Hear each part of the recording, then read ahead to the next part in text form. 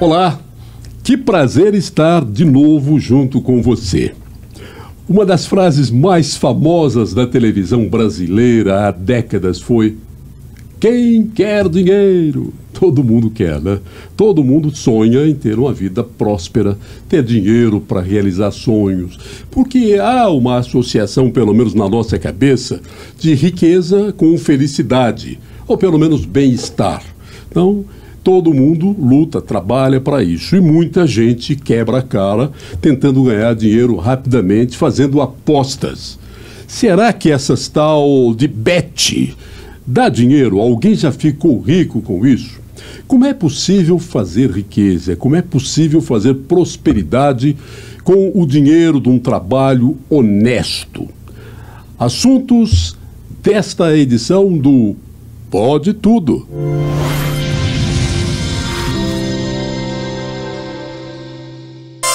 Apoio com o Vitrec Rastreamento. Seu carro na palma da mão. Para conversar com a gente aqui hoje sobre prosperidade, sobre apostas dessas bets que proliferaram que nem a Covid no Brasil e que são muito questionadas, inclusive, por conta de desonestidade dela. Para falar sobre como prosperar na vida honestamente, comigo aqui no estúdio, e eu já agradeço imensamente a presença, o investidor, dono de uma empresa de investimento de âmbito mundial, o Dov Givaldi Levi. Muito boa tarde, é um prazer receber você aqui. Boa tarde, o prazer é meu, grande satisfação de estar aqui com você. Eu tenho até que ler aqui, porque ele tem um currículo extenso. Ele é da comunidade hispânico-portuguesa de Amsterdã e de Alepo, na Síria. Ele está há 31 anos atuando no mercado de capitais. Ele é fundador e CEO do grupo Gênesis e CEO da gestora global Zahav Investments Limited.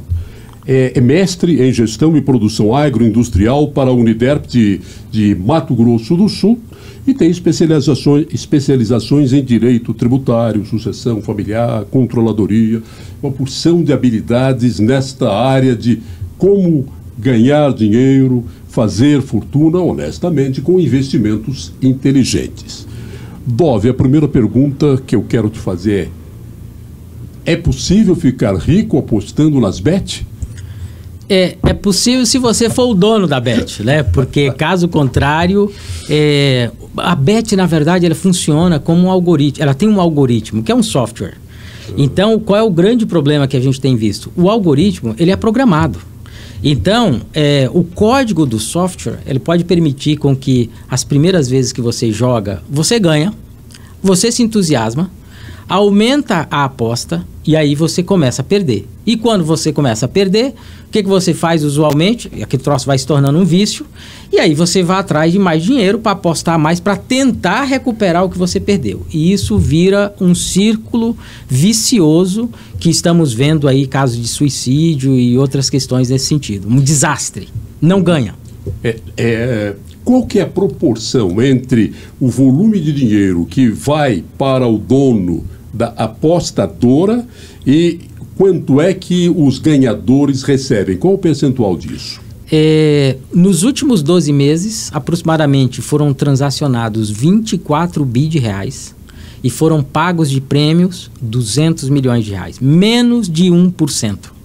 Enquanto você tem, por exemplo, uma loteria operada pela Caixa Econômica Federal que paga ali entre 35% e 40% como prêmios do volume arrecadado. Então, você vê que, de fato, quem ganha dinheiro com bet é o empreendedor que é o dono da bet. Isso precisa ser regulamentado e há uma movimentação muito intensa entre parlamentares para que elas sejam regulamentadas, para que seja uma coisa... quem quer joga, coisa de adulto, mas que tenha um padrão, né? Que não possa ser manipulado dessa forma eletronicamente, porque você não ganha do computador. Eu me lembro, teve um computador que ganhou do maior jogador de xadrez do mundo. Gary Kasparov. O Kasparov era um computador extraordinário, em pouco tempo ganhou, fazia todas as jogadas e ele não conseguia acompanhar. Então, é impossível você acompanhar numa relação de lógica cerebral com um computador. Sim, fato. E nós temos agora a regulação, a partir de 1º de outubro, as empresas as bets que não se credenciaram perante o governo, tem uma outorga para ser paga de 30 milhões de reais. E só para você ver como o governo tem ciência de todo esse ciclo vicioso, dessa coisa ruim que vai afetar a população. Essa outorga só vale por 5 anos. As empresas têm que pagar 30 milhões de reais. Então, 113 empresas requereram isso agora, em setembro. Então, protocolaram a documentação, o governo vai analisar, o Ministério da Fazenda lá vai analisar, em deferindo a licença de operação, aí eles têm que fazer esse pagamento de 30 milhões de reais e essa outorga vale por 5 anos. Então, uma outorga que é relativamente caro e, obviamente, quem está fazendo isso está muito empolgado porque paga menos de 1% de prêmio. Hoje já está movimentando, saiu um estudo recente da XP Investimentos, que já está movimentando alguma coisa na casa de 100 bilhões de reais. 100 bilhões de reais. O jogo ele é viciante, né? Ele se transforma numa doença, né? E isso daí, esse é o perigo. As pessoas jogam porque se viciam, naquela ânsia de ficar rico, ou é uma questão cerebral, assim como alguém vicia em bebida, em cigarro, em maconha, em cocaína? Há algum estudo sobre isso daí? Ainda não, mas já tem alguns psicólogos estudando o tema, pelo menos não que eu tenha visto, mas o que a gente tem visto é que usualmente quando você faz um negócio desse, quando você joga, que você ganha, isso mexe adrenalina, né? Afeta a sua... Você fica mais ansioso também, né? Então é comum a gente ver as pessoas com crise de ansiedade. E o que é mais danoso, que é a grande aposta dessas bets, e que é um tema realmente muito preocupante, é que isso de fato vira o círculo vicioso, porque se a pessoa só ganha, ela vai aumentando a aposta, e isso não acontece na prática de você só ganhar, né? Ora você ganha, ora você perde, né? Então eu vi um caso de a filha de uma conhecida, que o garoto ganhou 25 mil reais apostando 200 reais em coisa ali de 3 semanas. E aí o que ele fez? Pegou o dinheiro da mãe, era uma conta conjunta, pegou 60 mil reais da mãe e apostou. E perdeu os 25 que ele tinha ganhado e perdeu os 60 que ele tinha apostado, né? Então você imagina que a pessoa fica meio que sem referencial, né? Então é muito preocupante. Aí as bets vêm e falam, não, mas aqui tem uma limitação que o jogador, o apostador, ele tem que ter mais de 18 anos. Mas é muito difícil de você fazer isso. Isso são coisas que dá para burlar, né? Então, muito preocupante a situação. E a gente está vendo o movimento, a Fazenda está preocupada com isso, porque o efeito realmente é muito danoso. Inclusive, o presidente da CVM, no evento acho que foi agora em setembro, no evento do Banco Santander, falou que as bets não vão afetar o mercado de capitais, mas vai afetar a geladeira do brasileiro. Porque quem mais cai nessa armadilha é a base da pirâmide, aquela família que tem ali 2, 3 salários mínimos como renda mensal.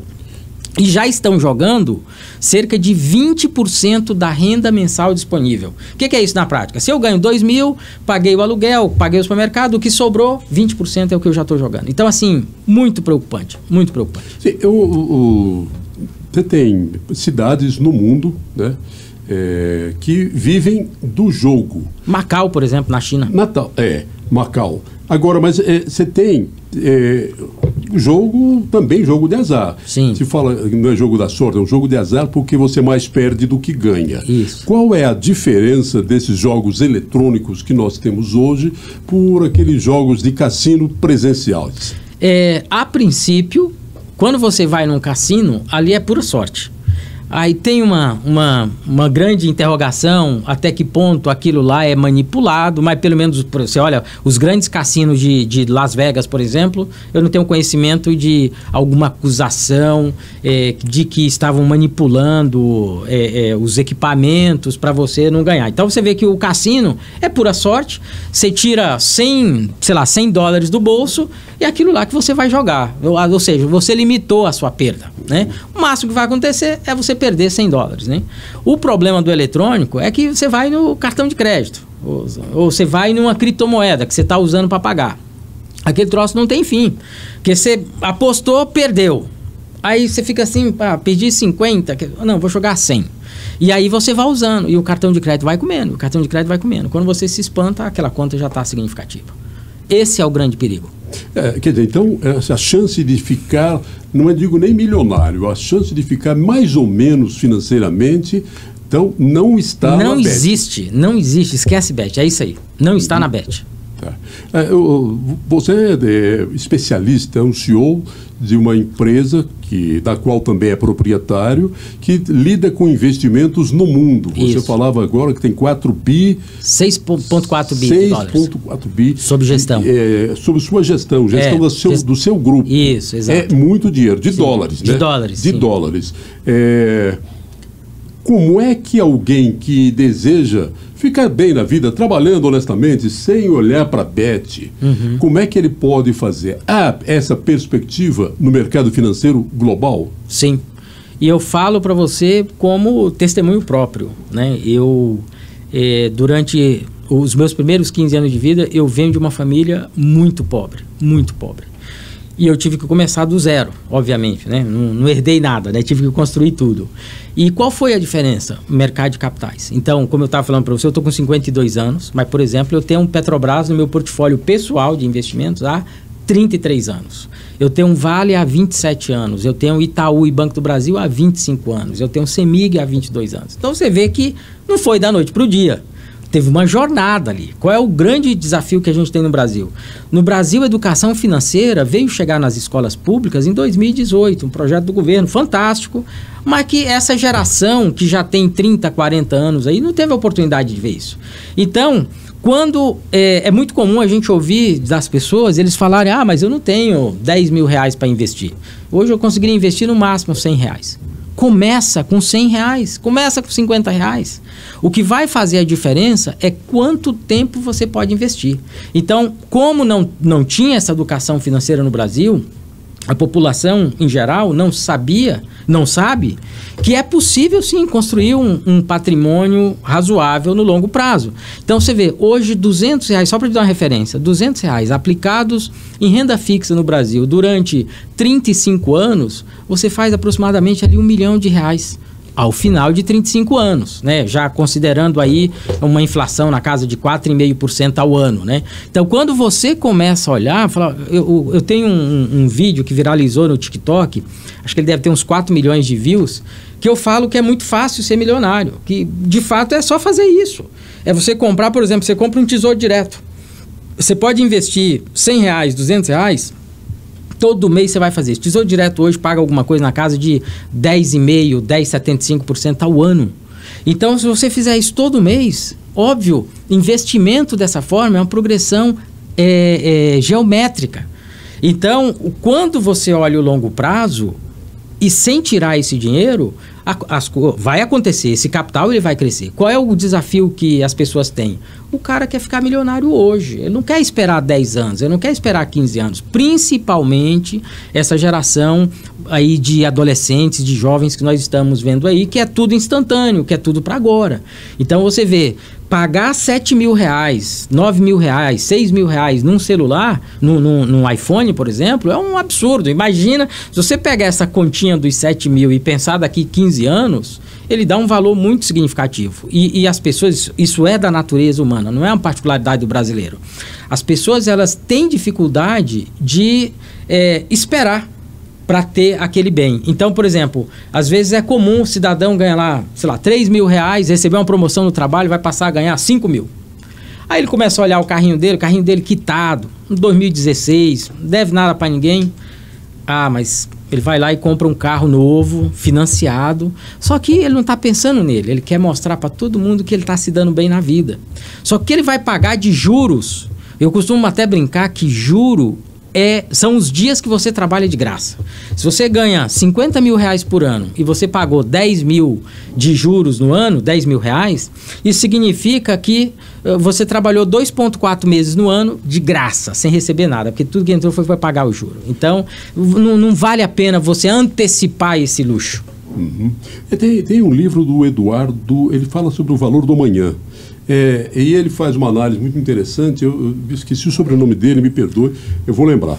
E ele faz exatamente esta abordagem, porque as pessoas querem desfrutar a vida agora ou poupar agora para desfrutar depois com mais tranquilidade. Como a vida é algo é imponderável, a vida, ninguém sabe o amanhã. Sim. Aí as pessoas às vezes pensam, e se eu não viver até amanhã? Entendeu? Pelo menos eu desfrutei hoje. Mas daí ele pensa também, e se eu viver mais 10 anos, eu gastei tudo hoje, só vou ficar com a dívida? Quer dizer, é um dilema enorme. Lembra do Jorginho Guine? Lembro, ele foi só o herdeiro, nunca trabalhou na vida. Ele fez uma conta que ia viver até os 80 anos. Então, quanto eu tenho dinheiro? Eu tenho tanto. Então, se eu gastar X mil reais por mês, eu vou viver até os 80 anos, tá tudo certo. Então, eu vou gastar. Qual foi a conta errada que ele fez? Ele viveu mais. Eu 86. Eu lembro ele declarando, falou assim, eu vivi mais do que tinha planejado. Exatamente. Ele tinha 70 milhões de dólares, chegou a morar no Copacabana Palace, e no final da vida, quando ele já não tinha mais dinheiro, ele foi para lá como um inquilino, com relações públicas, já que ele tinha vivido tanto tempo lá, passou a viver ali, mas nunca trabalhou um dia na vida, né? Sim. Foi aí que quis desfrutar. Esse é um exemplo do que deu errado. O cara planejou errado. Dentro do judaísmo tem, e Provérbios ensina isso, o livro de Provérbios, o que a gente chama de bênção geracional. Eu trabalho, eu produzo, mas eu tenho que pensar nas minhas gerações, né? Nos meus filhos, nos meus netos. Então é comum, usualmente os judeus são grandes filantropos, né? Então tudo que eu ganho, inclusive dentro do judaísmo ensina até que se você está vivendo da ajuda de terceiros, da ajuda da comunidade, aquilo que você recebe, você tem que tirar um pedacinho para você contribuir também com alguém que precisa, né? Então é muito importante esse princípio de que, na verdade, o que você recebe, nós somos mordomos, né? Nós somos administradores. Deus nos deu capacidades, talentos, que no final do dia nós temos que olhar para qual é o nosso propósito nessa terra, né? Se a gente tem esses talentos, a gente veio com um propósito específico. E não tem propósito maior do que abençoar as pessoas que estão ao seu redor. Seja o seu cliente, os seus amigos, a sua família. Então, por isso da bênção geracional. Então, eu trabalho, eu produzo, eu tenho dinheiro, porque o dinheiro para nós não é fim, é meio. Meio de quê? De eu cumprir o meu propósito na terra, que é abençoar as pessoas e fazer o nome do Eterno, o nome de Deus ser conhecido. Eu estou vendo você tentar com o kippah, que é um símbolo do judaísmo, né? Sim. Você virou um judeu, né? Eu sou judeu. Eu digo, virou um judeu. Sim. Agora praticante, porque depois você conta esse episódio que fez com que você se convertesse mesmo a um praticante do judaísmo. Mas o Silvio Santos, que também era judeu, ele dizia que ele tinha uma parte que ele pegava o dinheiro, que ele distribuía, que ele fazia as contas dele lá, uma parte ele guardava e outra parte ele fazia caridade. Isso. Na minha empresa a gente tem um percentual do faturamento que vai destinado, a gente chama de tzedakah em hebraico. Tzedakah significa justiça. Como chama? Tzedakah. Tzedakah. Tzedakah. Usualmente o pessoal traduz como caridade, mas não é caridade, é justiça. Quer dizer, no momento em que o Eterno me abençoou e eu fiz um dinheiro, que é a expressão em inglês to make money, né? Eu não gosto dessa expressão em português, ganhar dinheiro. Parece que você não fez nada para ganhar aquele dinheiro, né? Então a expressão é to make money, né? Fazer o dinheiro. Então no momento que Deus te abençoou com isso, é justo que você devolva um pouquinho. E quando eu faço isso, eu estou trazendo Deus como meu sócio no meu negócio, né? Se um percentual do faturamento bruto, não é do lucro, do percentual do faturamento bruto da minha empresa, eu destino para tzedakah. Eu tenho uma instituição em São Paulo maravilhosa chamada Ten-Yad. Ten-Yad em hebraico significa dê a mão. É uma instituição que cuida dos nossos velhinhos judeus, dos nossos idosos, né? Então a gente cuida dos nossos, né? Então tem um princípio que primeiro eu cuido da minha família, depois eu cuido da comunidade onde eu vivo, né? Então primeiro eu priorizo lá, né? Então isso significa que quando eu faço quando eu destino parte do meu faturamento para ajudar uma instituição que existe em detrimento de ajudar as pessoas, eu estou trazendo Deus para ser o meu sócio no meu negócio. E aí esse negócio não tem como dar errado. Do jeito que você conta, é uma coisa mais racional, até de uma caridade, né? Compaixão com o próximo. Mas existe hoje as igrejas, as pentecostais que elas fazem negócio em nome de Deus. Você dá para a igreja. Os caras falam que se você não doar para a igreja, como é que Deus vai te abençoar? Então, quer dizer, dinheiro vai para o pastor, sem dúvida nenhuma. Tanto é que alguns pastores, os mais proeminentes, mais famosos, são milionários, alguns bilionários, né? Nesse caso, não, você está fazendo uma caridade direta. E na sinagoga existe uma diretoria e o rabino, o nosso líder religioso, ele é um funcionário da sinagoga. Ele recebe o pagamento dele. Se a sinagoga convencionou, pactou com ele, tem um contrato de trabalho, que ele vai ganhar X mil reais por mês, é só esse dinheiro que ele vai ver. Porque nós temos um tesoureiro que cuida das finanças da sinagoga, da comunidade, né? Então, dentro do judaísmo não tem esse risco de, por exemplo, o rabino pegar o dinheiro da comunidade para qualquer fim, né? Então, a gente tem isso muito bem separado. Dove, você é uma pessoa especialista em finanças. Sim. Se você trabalha no mundo, você tem sede em vários países, né? Não só aqui no Brasil, você tem 5 subsedes, vamos chamar assim, e você tem em outros lugares do mundo, até em Tel Aviv, na Suíça. Sim. Mas aqui hoje o Brasil, a gente viu um negócio, você falou agora há pouco, investimentos, compra tesouro, compra títulos do tesouro, faz uma aplicação mensal de determinado volume permanente. Mas o Brasil hoje, ele tem alguma perspectiva de você fazer isso? Infelizmente o Brasil, do ponto de vista macroeconômico, é um voo de galinha constante, né? Então, se o nosso PIB esse ano crescer 2,8%, 3% no ano, possivelmente a gente volta a ter o PIB em dólares de 2014. Então, 10 anos jogado fora, né? O Brasil cresce 5 anos, volta 3. Cresce 7, volta 5, né? E termina que é muito lento esse crescimento. Quando a gente olha, por exemplo, a renda da população, o crescimento dessa renda é muito lento. E as famílias, hoje nós temos quase 77% das famílias que estão endividadas, né? Então, quando a gente olha esse cenário desafiador do ponto de vista macroeconômico, o Brasil tem uma grande vantagem, que é a solidez das suas instituições. Nós vimos a bagunça que teve lá no 8 de janeiro, a questão do STF, etc., mas não teve o golpe, o Brasil firme. Então isso dá muito segurança para o investidor que entra aqui. E quando a gente olha, por exemplo, quando eu olho o título do Tesouro Americano de um ano, hoje está me pagando alguma coisa na casa de 4,25%, 4,50% ao ano. Aqui no Brasil está me pagando 10,75%. Então é comum que o investidor global, ele venha para o Brasil, ele compra títulos do Brasil, ou aqui diretamente, ou lá fora, porque o Brasil tem esses papéis emitidos lá fora, né? Então o investidor compra isso porque ele faz o que a gente chama de arbitragem de taxa, né? Se ele tivesse só com o Tesouro Americano, ele ganhava 4,5%. Mas com o papel brasileiro, o risco, obviamente, é maior, mas ele leva para casa ali 10,75 em reais. E mesmo em dólar, tem papel do Brasil emitido lá fora pagando 6,5%, 6,8% ao ano em dólar. Então, quando a gente olha esse cenário, tem um prêmio de investir no Brasil. Pois é, o prêmio é justamente por conta do endividamento do governo. Ele é o maior concorrente do mercado de capitais. Ele, como todos os dias, ele está pagando títulos que estão vencendo, ele tem que ir ao mercado e fazer novos empréstimos. Só que alguém que vai emprestar para o governo, ele diz assim, não, a 10% ao ano eu não empresto para você. E aí ele tem que subir o juro. Porque como é que ele vai pagar um título que está vencendo hoje se ele não tem dinheiro de um empréstimo que ele renovou? Então ele sobe o juro que ele vai pagar para poder pagar o empréstimo que venceu hoje. Então ele é o maior concorrente do mercado de capitais. E isso é que faz com que o mercado de capitais do Brasil também é sugado por conta do governo. É isso mesmo. Você resumiu tudo. É exatamente isso aí. Hoje, por que o crédito é tão caro? O governo, e aí todas as esferas de governo, federal, municipal, estadual, não conseguem ou não se esforçam para reduzir o custo da máquina governamental.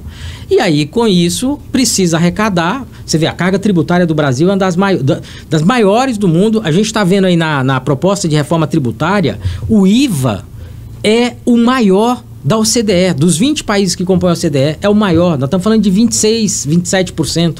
Enquanto você tem, por exemplo, você olha o imposto de renda corporativo nos Estados Unidos hoje é 21%. As empresas pagam 21% de imposto de renda. No Brasil é 34%. E agora o Trump falou que se for eleito vai baixar para 15%. E o Brasil é 34%. Então, e o que é mais desafiador, eu gosto de uma expressão do Edmar Baixa, que ele falava que no Brasil isso a gente vive como se fosse uma Belíndia. A gente tem uma carga tributária de Bélgica com um serviço público de Índia, né? E realmente é verdade, né? Porque é muito caro tudo no Brasil, a carga tributária é pesada e a gente não tem um correspondente em serviço público. Melhorou muito a questão de sonegação fiscal, com a Receita Federal hoje do Brasil, ela é uma das mais eficientes do mundo, então com isso a sonegação diminuiu, mas as empresas não aguentam uma carga tributária tão pesada como nós temos hoje, né? É porque o governo gasta desbragadamente, né? E ele sabe que vai buscar no bolso de todos nós. Esse é um problema. Então, eu fico preocupado quando você disse aí fazer um investimento de longo prazo comprando títulos do governo, que foi apenas um exemplo, né? Sim. Mas há uma preocupação. Será que isso no Brasil é possível você fazer algum patrimônio investindo lá R$200 em títulos do governo? É possível. É possível. É possível com segurança. O com dólar. Segurança.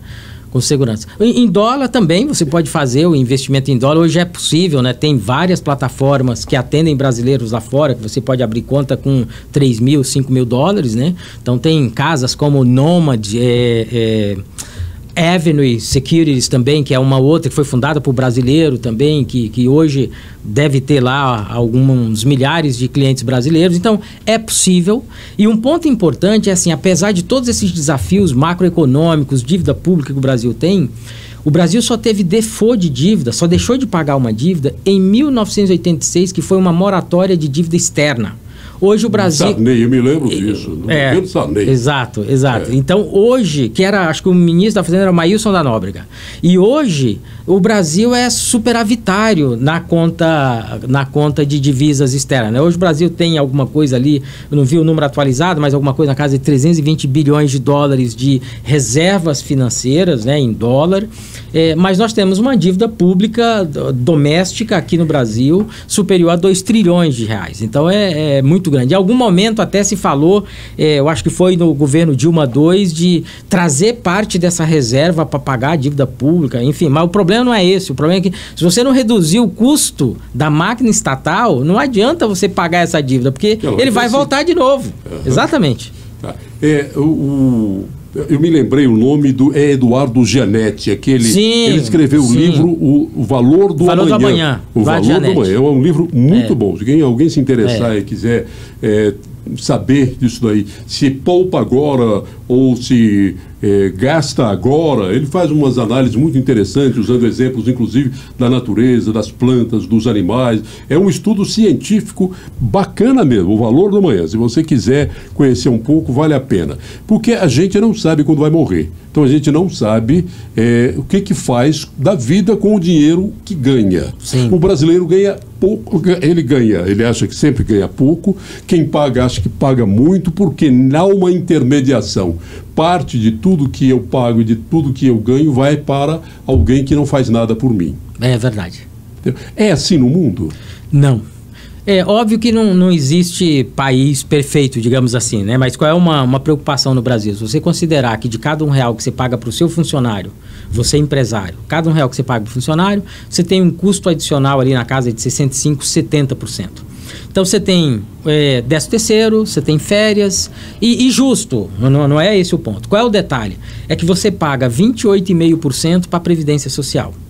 E uma previdência, imagina hoje se você ganha, você é um executivo de uma empresa que você ganha, sei lá, 15 mil reais, 20 mil reais mensais. E aí você contribui com o INSS no topo, no teto, aliás, que é, salvo engano, R$ 7.508. Então você vem contribuindo.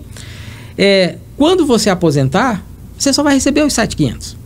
E você pagou aqueles 11% que foi descontado, a companhia, a empresa, pagou mais 20% para a Previdência Social, para no final da vida, não vamos dizer final da vida, mas depois dos seus 65 anos ali, você aposentar com aquele teto. Hoje, olhando o custo de plano de saúde, custo de remédio, R$ 7.500, esse cara tá ferrado, né? Porque vai ter uma velhice muito sofrida. É diferente de você ter investido, óbvio, porque assim, quando a gente olha a Previdência Social, não é só a aposentadoria. A Previdência Social é um pacote de serviços que no final do dia você está contratando. Então, se você trabalha, se você é um autônomo, mas recolhe o INSS como autônomo, e você sofreu um acidente que vai ficar 3 meses, 4 meses sem trabalhar, você vai lá e você recebe o benefício do auxílio-doença, né? Então, tem esse pacote de serviços. Então, você tem que ter os dois. Paga o INSS, mas também você tem que ter o seu planejamento financeiro. E esse planejamento financeiro, eu costumo falar que a primeira coisa, você tem que ter uma reserva financeira, que é o equivalente a no mínimo 6 vezes a sua renda mensal. Então você vai trabalhando, esquece investimento, sua prioridade é fazer a reserva financeira no momento zero. E essa reserva financeira é uma aplicação que você faz, por exemplo, num título público ou num CDB de um Itaú, de um Banco do Brasil, de um bancão, de um banco que não tem, o risco dele quebrar é muito pequeno. E aí você constituiu aquela reserva financeira, agora você pode pensar em investimento de longo prazo, né? Então aí você começa a pensar quanto eu moro, por exemplo, vamos dizer que você fala, não, eu moro numa cidade como Goiânia, eu precisaria de R$20 mil por mês para eu viver bem, confortável, cuidando da minha família, cuidando dos meus netos. Quanto eu preciso de capital para ter uma renda mensal de R$20 mil? Né? Então, essa é a pergunta, um exemplo, né? Então, isso significa que se você vai receber 240 mil por ano, você precisaria ter hoje aproximadamente uns 2.600.000 no banco. Aí vamos imaginar que você é um cidadão de 25 anos, que você fala, tá louco, 2.600.000, eu não tenho nem perto disso. Você faz uma conta reversa, cara, você quer ter os 2.600.000 daqui quanto tempo? Dove, põe aí 30 anos. Aí você faz a conta reversa, 2.600.000. Ao final de 30 anos, quanto que eu tenho que investir mensalmente para fazer esse valor? Aí você consegue ver que é R$400, R$500, né? Então, aquela expressão que a vovó usava de que tempo é dinheiro, em se tratando de investimento, é absoluta verdade. E onde você tem sede hoje no mundo? A gente tem em Suíça, a gente tem em Zurique, a gente tem em Tel Aviv, Singapura, Dubai e o Brasil. Aqui, Goiânia, Recife, Curitiba e São Paulo. Do Brasil, a sua sede é Goiânia? Isso, aqui a matriz é Goiânia. E quanto tempo você passa fora do Brasil? Na média, 12, 15 dias por mês. Por mês? Vou e volto. 29 anos nessa vida. Rodando esses lugares. Uhum. Então, como é que você... essa é uma coisa que me chama a atenção. Como é que você consegue administrar essas diferenças de economias para sugerir investimentos para os seus clientes? Time. O segredo é o time local, né? Em cada um desses lugares a gente tem um time local que tem um especialista que conhece bem. Então, por exemplo, eu sou um especialista em Brasil e Estados Unidos, né? Tem um outro especialista que é só Europa, tem um outro que é só Ásia, né? Então, a partir disso a gente define as posições onde investir. Aqui é muito comum o cliente brasileiro, quando ele manda o dinheiro para fora, ele fala, eu queria ter 30% do meu dinheiro nos Estados Unidos. Aí, beleza, a gente abre a conta para ele num banco americano, manda o dinheiro para lá. Só que na hora de investir, ele quer comprar papéis de empresas brasileiras que foram emitidos lá fora. Não, porque eu não conheço as outras empresas. Cara, então não faz sentido você mandar o dinheiro para os Estados Unidos para comprar papel de empresa brasileira. Então você tem que mandar para cá para comprar papel de uma Apple, de um Google, de uma Nvidia, de empresa americana. Esse é o sentido, chama diversificação de investimentos. Esse é o propósito, né? Quando você, lá fora, conversa com empresários estrangeiros, você agora é um brasileiro, né? Sim, brasileiro. Quando você conversa, eles perguntam o que sobre o Brasil em termos de economia para prospectar negócio? Qual é o maior risco que tem no Brasil, né? Então, hoje, quando a gente olha, é o risco fiscal. É o risco do governo arrebentar com o arcabouço fiscal, né, que a gente está vendo as pedaladas, está começando as pedaladas. A mesma coisa que nós vimos na época da Dilma, que foi isso que fez a Dilma perder a presidência do Brasil. Muita gente não consegue aceitar, mas havia uma razão jurídica constitucional para que aquela ação fosse aberta contra ela. Claro. Ela estava lesando o patrimônio brasileiro. E, na verdade, assim, como ela era o representante máximo do Poder Executivo, não era bem ela que fazia isso, mas ela respondia no final do dia, né? Então, nós estamos vendo, por exemplo, o ministro Dino, do STF, autorizou o governo a usar recursos para combater os incêndios fora do arcabouço fiscal. Desde quando o ministro do STF pode fazer isso? Então, assim, é um negócio que não faz nenhum sentido. O STF está lá para ser um guardião da nossa Constituição. Então, você vê que o STF, de vez em quando, legislando, invadindo competência que é exclusivamente do nosso Legislativo, do Senado, da Câmara Federal. Então, a gente vê essa situação. Então, o que preocupa? É o presidente Lula, por exemplo, falar que o Estado tem que investir. Não, o Estado tem que prover o welfare, né? Tem que prover serviço social para a população, tem que cuidar da população. Investimento, quem tem que fazer é iniciativa privada. Vende, faz leilão, vende outorga, deixa a iniciativa privada explorar aquilo lá. Ela vai pagar um prêmio por isso, né? E o governo quer fazer. Por exemplo, você tem o caso da refinaria de Abreu e Lima lá em Pernambuco, que era para gastar 2 bi de dólares, gastou 13 e não ficou pronto, e agora o Lula está retomando a construção lá. E isso foi uma das coisas que quase destruiu a Petrobras, né? Então não faz sentido. Aí tem outro ponto importante, eu não sou nem de esquerda nem de direita, eu sou apolítico, né? Mas eu me preocupo com o Brasil.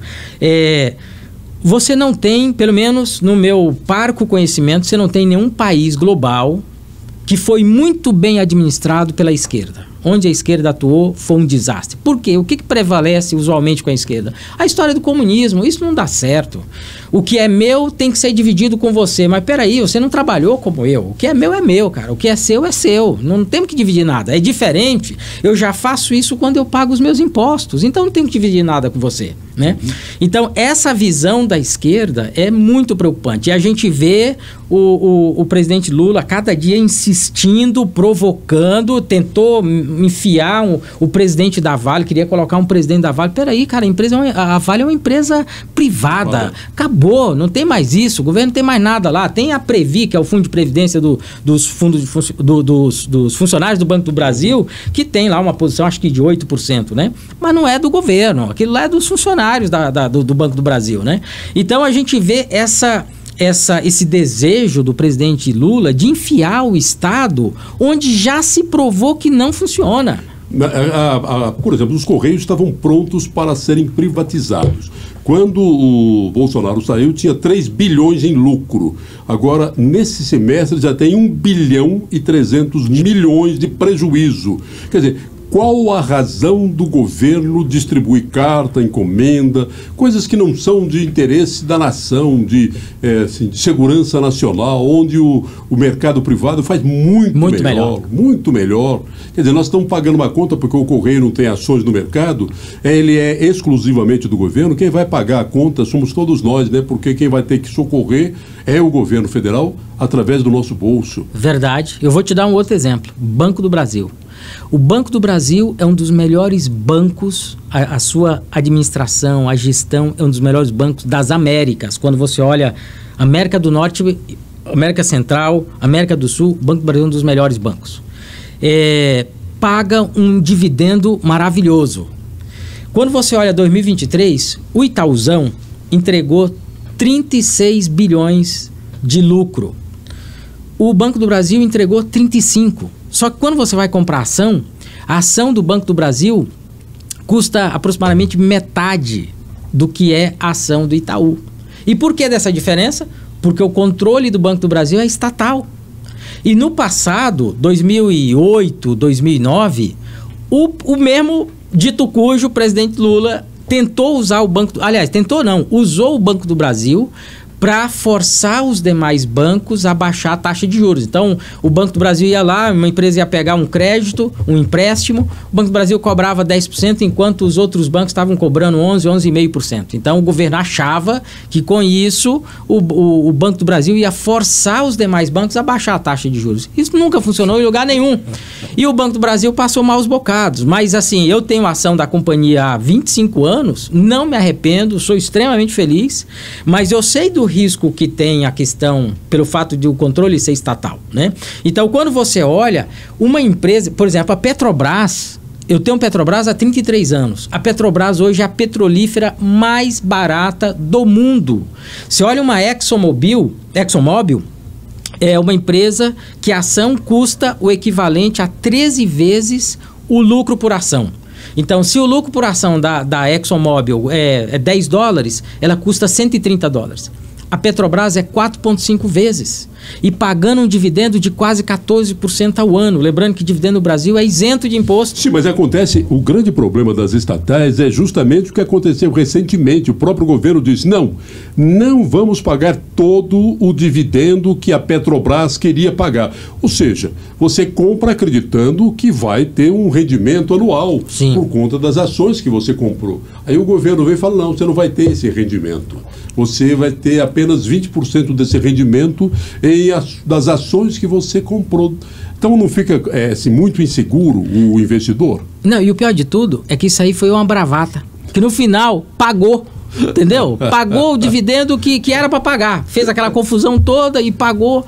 Então, assim, claro, o investidor ele fica inseguro, porque embora seja uma bravata, a gente acredita no que o governo fala, no que o presidente fala, né? Você viu aqueles dias ali que o dólar estava ali 5,15, de repente ele disparou 5,30, 5,40, aí o Lula começava a falar que isso era os banqueiros, isso era a Faria Lima, era especulador, e cada dia que ele falava o dólar subia 1,5%, subia 2%, 1%, né? E chegou a um ponto dele bater 5,86 e depois voltou rapidamente, mas hoje a gente está em 5,50. A gente acha que hoje o preço justo do dólar era para ser alguma coisa na casa de 5,25. Qual é essa diferença do 5,25 para 5,50? As bravatas que a gente ouve e o risco fiscal que a gente ainda tem no Brasil. Você está lançando um livro, Princípios Judaicos para a Prosperidade Financeira. Você contava, antes da nossa conversa começar, que você fez a primeira edição, vendeu 14 mil exemplares e está com a segunda já pronta para ser lançada. O que tem esse livro? Eu aprendo o que com eles? Se você parar para pensar, dos 15 maiores bilionários do mundo, 7 são judeus. Embora a população judaica seja menos de 0,15% da população global, nós levamos 29% de todos os prêmios Nobel já concedidos. Quando você olha as grandes invenções, principalmente na área da medicina e tecnologia, quando você olha Google, quando você olha Facebook, tudo foram empresas fundadas por judeus, né? Então, peraí, esse povo tem algum diferencial. E o principal diferencial que a gente tem é dinheiro para nós não é um fim, é um meio de eu cumprir o meu propósito aqui na Terra. Então, no livro, eu compartilho a minha experiência como gestor global de investimentos. Então, se você tivesse investido $100, o equivalente a $100 comigo, quando eu comecei em janeiro de 1995, você teria hoje aproximadamente $17.975. Aqueles $100 viraram $17.975 hoje, né? Então, isso dá um retorno ali anualizado de aproximadamente 15,3% ao ano. Óbvio que isso não é linear. Teve ano que foi 30, teve ano que caiu 10, teve ano que foi 15. Então, quando você olha no anualizado, 15,3%. Agora, o que é curioso é que o que eu faço como gestor global de investimentos, os nossos rabinos já ensinaram há cerca de 1.800 anos atrás. Então, nós temos uma escritura sagrada que é o Talmud. O Talmud é a interpretação da Torá, que é o Pentateuco, né? Que é a interpretação da palavra escrita, vamos dizer assim. Nós acreditamos que quando Moisés, vem aqui no Monte Sinai, sobe aqui que eu quero te entregar a lei. Moisés ficou 40 dias no Monte Sinai. Se era só para entregar aquelas tábuas da lei, que a gente costuma brincar que Moisés foi o cara que usou o primeiro tablet. iPad, exatamente, o primeiro tablet, exatamente, né? Veio lá os 2 tablets, né? Então, se era só para entregar, ele não precisava ter ficado lá 40 dias. Então, para nós, Deus entregou para Moisés e ficou 40 dias interpretando cada palavra, cada versículo para Moisés. Então, nós temos o Talmud, nós temos a Torá, que é o Pentateuco. E nós temos o Talmud, que se divide na Mishnah e na Gemara. A Mishnah é a lei oral, que a gente chama. É a interpretação que Deus entregou para Moisés daquela Torá que foi entregue para ele resumido. E a Guemará é a discussão dos nossos rabinos sobre a lei oral, sobre a Mishnah. Para ficar claro para quem é cristão, que a Torá seria a Bíblia cristã. E o Talmud é a discussão dos sábios, dos rabinos, sobre o que contém a Torá. Isso. Só um complemento é que a Bíblia judaica ela é chamada de Tanar, em hebraico, que é a abreviação de Torá, que é a lei, o Pentateuco, Neviim, os profetas, e aí são todos aqueles profetas do Antigo Testamento, e Ketuvim, que são os escritos, Salmos, Provérbios, Eclesiastes, Cantares, né? Então, chama Tanar. Mas o que o Talmud, ele é adistro à Torá, né?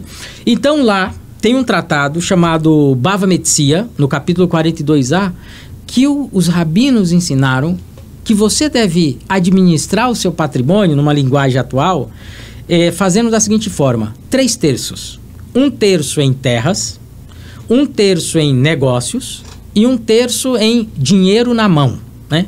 Trazendo para a linguagem de hoje, olhando para o mercado de capitais, 1 terço em terras são os fundos imobiliários, né? Eu tenho, por exemplo, fundos imobiliários que eu carrego nos Estados Unidos há mais de 22 anos, que mesmo tendo a pandemia em 2020, esses fundos eles têm lajes corporativas, prédios, hospitais, etc. Mesmo tendo a Covid, eles nunca deixaram de pagar o dividendo. E então, 1 terço terra, fundos imobiliários. 1 terço negócios, as ações na Bolsa de Valores. E 1 terço liquidez, dinheiro à vista, é aquela aplicação que você faz com liquidez, né? Que você pode resgatar daqui 1 mês, daqui um dia, enfim. Quando o desafio do gestor do investimento judeu, nesse caso, é quais fundos imobiliários escolher nesse 1 terço, quais ações, quais empresas comprar nesse outro terço e quais investimentos em renda fixa você vai fazer nesse outro terço. Então, os rabinos já nos ensinaram a fazer isso. E o que eu faço profissionalmente é justamente a aplicação direta do Talmud. Quando a gente fala em princípios judaicos, muita gente pode pensar que é preciso seguir algum preceito judaico para poder entender esses princípios desses fundamentos da prosperidade financeira. Tem nada a ver, é só a sabedoria judaica aplicada à vida prática de qualquer religião, de qualquer cidadão. Isso, e por que princípios? Porque princípios não mudam. Princípio era um princípio que era aplicável há 3.000 anos atrás, 4.000 anos atrás e continua vigente. Por exemplo, um dos princípios que eu trato no livro é diversificação de investimento. O que é a diversificação de investimento? Você não pode pegar todo aquele dinheirinho que você amealhou ao longo da vida e ir lá e comprar, por exemplo, só uma ação da Petrobras. Ou então, por exemplo, você que já é um aposentado, por exemplo, você não tem mais 50 anos para ficar esperando. Você comprou uma ação da Petrobras, por exemplo, a ação derreteu 90%, você não tem mais 50 anos para ficar esperando. Então, a estratégia de investimento é extremamente importante. Então, o primeiro passo é entender qual é o seu perfil como investidor.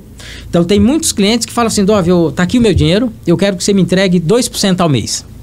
Fala, rapaz, 2% ao mês? 2% ao mês.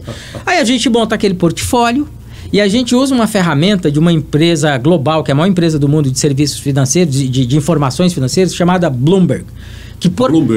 Que foi fundada por um judeu chamado Michael Bloomberg. Que foi prefeito de Nova York. Que foi prefeito de Nova York, exatamente. Então, quando você olha... você monta aquele portfólio, aí você faz o que a gente chama de backtest, que é voltar no tempo, por exemplo, 5 anos, 10 anos, para verificar se você tivesse feito essa aplicação, essa alocação, esse portfólio, há 10 anos atrás, o que teria acontecido com ele nesses 10 anos. Aí você vê que aquele portfólio que o cliente quer 2% ao mês, ele tem uma volatilidade de 28%. O que isso significa na prática? Que ele pode subir ou cair 28% no mês.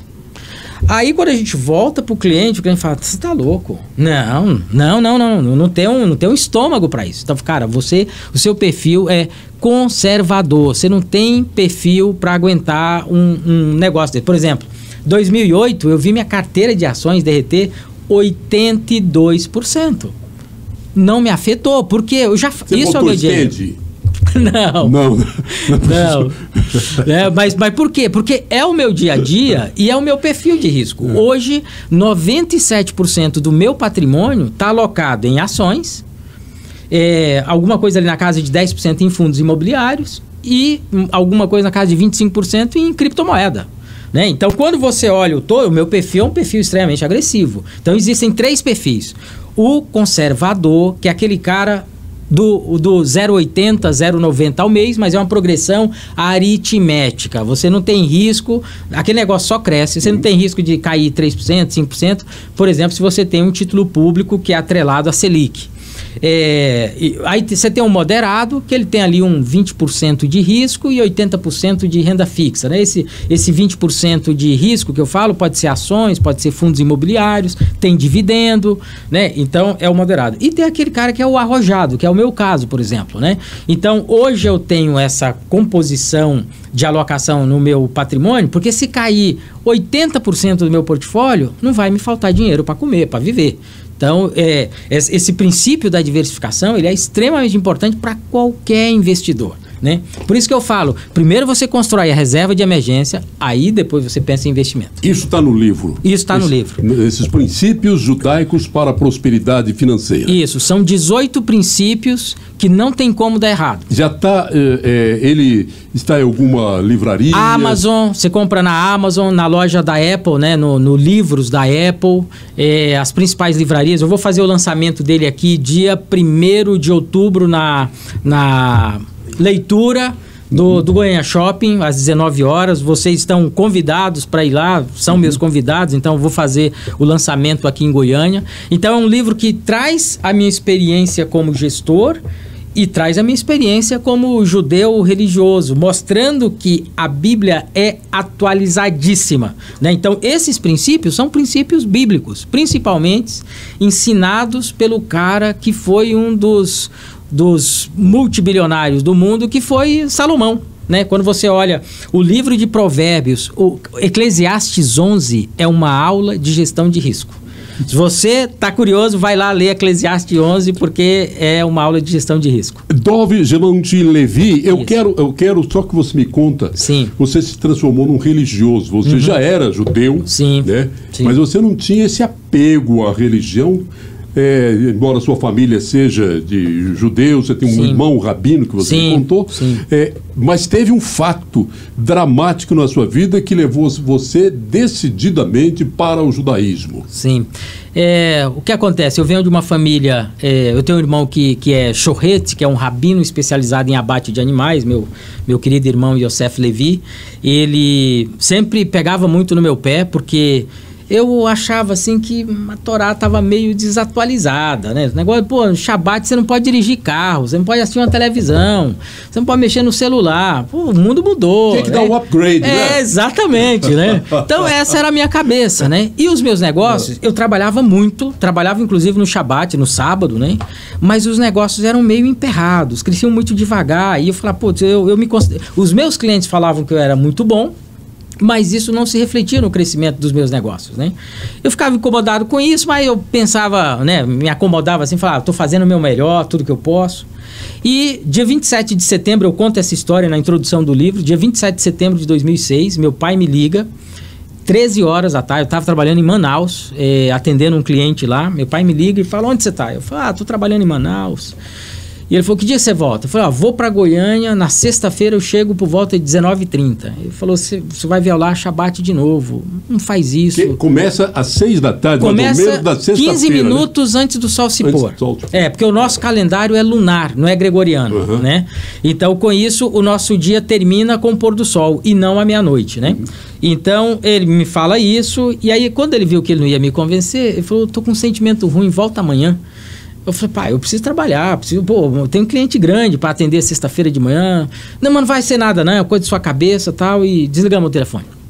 Menos de um minuto depois, o meu irmão Yosef Levi, que na época estava morando em Bnei Barak, em Israel, que é uma das cidades mais ortodoxas de Israel, ele me liga e repete a mesma conversa. Aí eu já fiquei incomodado. Falou com o Abba hoje, Abba é pai em hebraico, né? Falou com o Abba hoje, ele falou, não, por quê? Ele acabou de me ligar e você está repetindo o que ele falou. E como era 1 minuto de intervalo entre as duas ligações, não tinha dado tempo deles se falarem. Aí eu fiquei meio incomodado, liguei para minha secretária, que hoje é minha sócia aqui no Brasil, inclusive, a Linda Olice Pereira.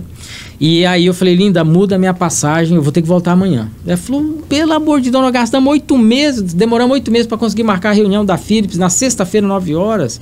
Não dá para ficar, você vem no horário... Eu falei, não, meu pai falou, meu irmão falou, melhor não, quero voltar amanhã. Ela alterou o voo, isso era uma quarta, e eu voltei na quinta-feira, de manhã. E não fui para a empresa, fui trabalhar num cliente em Anápolis. Trabalhei a quinta e trabalhei na sexta. E na sexta, o meu celular descarregou a bateria, voltando de Anápolis para Goiânia. Quando eu cheguei em Goiânia, já era por volta de 19h30, coloquei na tomada para carregar, tinha 82 chamadas não atendidas. E eu tinha um sócio que ele tinha me ligado 22 vezes. Quando eu estou com o celular na mão, toca de novo, eu falo, pô, alguma coisa grave aconteceu. Quando eu falo alô, ele já falou com a voz embargada. Meu Deus, você está vivo. Eu até fiz uma piada com ele, falei, cara, vivo e bonito. Por quê? O que aconteceu? Você me ligou 22 vezes. Seu voo não era o 1907 da Gol, que saía de Manaus às 15h30, que era conexão pro Brasília? Fera, cara, mas meu pai me ligou, meu irmão me ligou e eu resolvi voltar ontem e terminou que eu antecipei minha volta. Ele falou, Dove, o avião caiu. Morreu 154 passageiros que estavam no voo. Bom, eu fiquei 1 minuto assim em estado de choque e entendi que o Todo-Poderoso estava me dando uma segunda chance de ser um judeuzinho melhor. Mudei de vida, passei a observar a Torá, os negócios simplesmente explodiram. Hoje a gente é o equivalente a quase 10 vezes o tamanho ao que a gente era na época.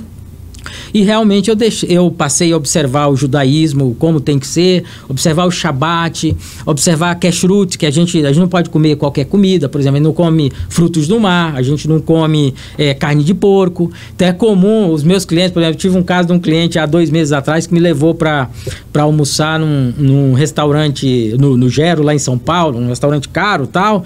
E, bom, chegou lá, eu olhei o cardápio, não tinha nada que eu pudesse comer. Só tinha peixe, por exemplo, ele não come peixe de couro, só peixe de escama, né? E eu ando armado, né? Então eu ando com a minha latinha de sardinha dentro da minha mochila, chamei o garçom, tirei a latinha de sardinha, falou, não, você tá de sacanagem comigo, eu te chamei aqui pra te prestigiar, pra você almoçar comigo, você vai comer sardinha? Eu falei, cara, se você comer minha sardinha, você vai gostar também, né? Aí ele tinha esquecido, né? Que na verdade eu não poderia comer aquelas comidas ali, né? Então, uma saladinha com uma sardinha tá resolvido o almoço, a janta, e é assim que eu vivo hoje, né? E realmente eu achei o meu propósito, né? E perdi muito tempo da minha vida, os anos em que, embora judeu, eu não observava a Torá, né? Mas, como a gente fala em hebraico, Baruch Hashem, graças a Deus que eu tive essa iluminação em 2006 e minha vida mudou completamente. E eu trouxe, embora eu não era religioso, eu aplicava os princípios judaicos. Então, faz muito sentido a sua pergunta, Dove. Pô, para observar esse princípio, o cara tem que ser religioso? Não, porque são princípios racionais. Eles falam de diversificação, eles falam de reserva de emergência, eles falam de você investir só naquilo que você conhece, né? Então, são princípios que, quando você olha, a gente fala princípios porque são imutáveis, mas são princípios extremamente racionais. Uhum. Bom, a gente aprendeu muito nessa nossa conversa, tem dúvida nenhuma, quem acompanhou aprendeu muito, porque eu aprendi muito também. E tá aí, agora, se você quiser ter em mãos uma condensação de muito mais coisa até do que essa conversa, comprar o livro Princípios Judaicos para a Prosperidade Financeira. Na Amazon tem. Dov Givenchy Levi, foi um prazer enorme receber você aqui. Prazer é meu e eu fico à sua disposição para termos outras conversas, outros temas sobre a vida, sobre os desafios da vida, né? E principalmente sobre Israel, né? Então, conte comigo, um grande prazer estar com você. A gente terá outras oportunidades e outros temas para conversar aqui, para mim aprender um pouco mais. Foi um prazer enorme. Muito obrigado. Obrigado. Se você acompanhou, você aprendeu. Isso é muito bom. Por favor, entra aí no canal, se inscreva, comente, compartilhe, porque isso ajuda a gente a conseguir apoio para continuar produzindo conteúdo interessante, conteúdo importante para todos nós. Um prazer ter você outra vez em minha companhia. Até a próxima edição do Pode Tudo.